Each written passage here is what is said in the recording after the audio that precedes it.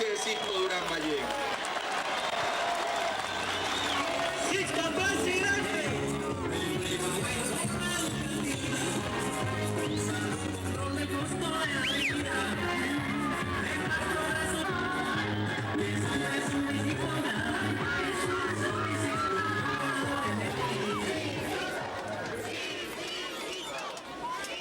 En el gobierno de Sixto Durán Ballén se implementaron de una manera más consciente las políticas neoliberales promovidas por los organismos financieros internacionales. El encargado de la economía nacional en ese momento era el vicepresidente Alberto Dajic.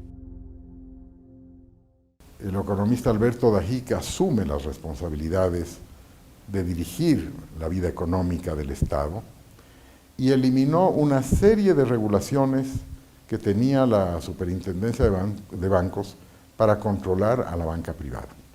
Poco a poco esto llevó a que la banca actúe con menos responsabilidad. No eran responsables ante el Estado, no era responsable ante la sociedad, porque el mecanismo de control que se había establecido tradicionalmente era la superintendencia de bancos. Y obviamente el mentalizador de todo ese proceso neoliberal fue el vicepresidente Dajic, que entendía mucho de economía, egresado de Chicago, que venía con una ideología pura y límpida, ¿no?, del neoliberalismo, y que lo trató de aplicar al pie de la letra en el Ecuador. Pero Durán Ballén sí hizo muchas cosas de clásico estilo neoliberal. Crearon, por ejemplo, los escudos fiscales. Toda empresa que aumentara su capital recibía de inmediato escudos fiscales, es decir, no pagaba impuestos o incluso recibía beneficios económicos por parte del Estado. Ese era el plan neoliberal, es decir, engordar a la burguesía, engordar a la oligarquía, y se la engordó en efecto. Pero ¿qué dejó esa burguesía para el país? Cuando llega Durán Ballén y Dajic sobre todo, cambia la concepción de la economía. Ellos llegan con un esquema distinto, con una definición conceptual y política muy diferente, que es lo que hoy podríamos denominar de manera genérica una propuesta neoliberal. Alberto Dajic en realidad tenía el esquema ideológico muy claro. Él sabía exactamente lo que había que plantear. Me refiero en términos neoliberales, ¿no? O sea, él sí sabía el modelo de gestión y lo hizo. No es que no lo hizo, claro que lo hizo. Y se plantearon políticas para implementar el neoliberalismo en el Ecuador. Esta fue la tesis de Alberto Dajic.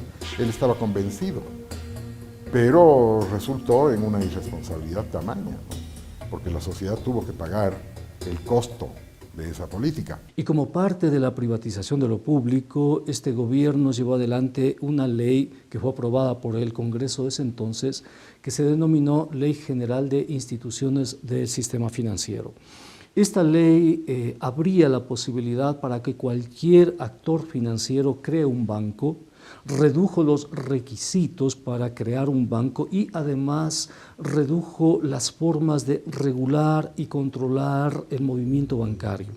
Para 1995, una vez que se aprobó esta ley, tuvimos alrededor de 100 bancos, entre 100 bancos y sociedades financieras en apenas un año. Y con esta ley, en el gobierno de Sixto Durán Ballén, se crea el concepto de banca múltiple. Los banqueros no solamente pueden hacer créditos, préstamos, cobrarlos, sino que pueden hacer otras actividades. Y con una facultad adicional, podían hacer créditos también vinculados a las empresas que tenían los mismos bancos. Los créditos vinculados son préstamos que los bancos hacían a sus propios accionistas o círculos de amigos con muy bajos intereses, con plazos muy cómodos y sin las garantías necesarias.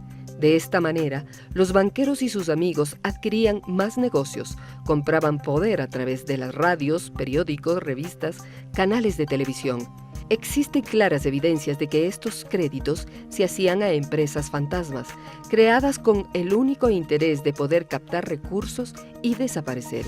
En esos años, la oligarquía se llenó los bolsillos con el dinero de los ecuatorianos. Y los bancos empezaron a competir desde lo simbólico y empezaron a disfrazarse como boutiques, empezaron a convertirse en verdaderos templos, Tú ibas a bancos y encontrabas el hall con mármol, con plantas, con cuadros, y eso te generaba una sensación de que estabas entrando a un templo, ¿no? Y la gente entraba a un templo y consideraba que, como todo templo, es sagrado y lo sagrado no cambia en el transcurso del tiempo.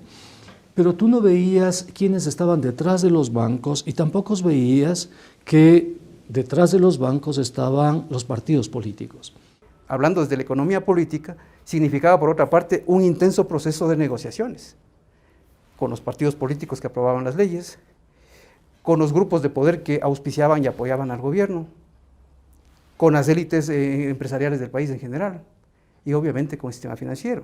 El sistema financiero estaba muy cómodo con el gobierno, es lógico, eran compatibles los intereses y de hecho cuadros importantísimos de la banca privada estaban en el gobierno o estaban colaborando activamente en el gobierno. No te olvides que ahí quiebra el Banco Continental de los famosos hermanos Ortega. El Banco Continental pasa a manos del Banco Central, prácticamente digamos el banco quiebra y el Estado a través del Banco Central sale y salva ese banco a un costo de más o menos $150 millones.